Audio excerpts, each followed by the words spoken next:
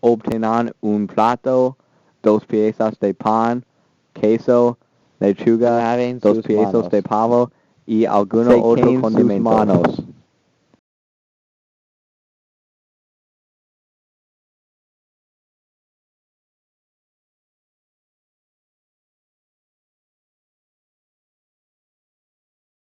Añadan la lechuga en una pieza de pan.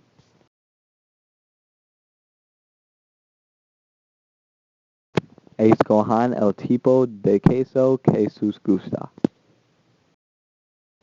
Pongan el queso en la lechuga.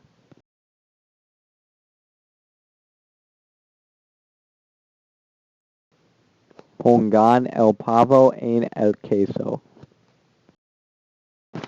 Terminen por poniendo el último pieza de pan.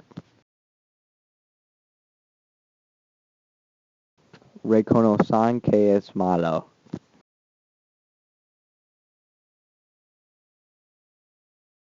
Póntenlo encima y denlo al perro. Lancen lejos el plato. El fin.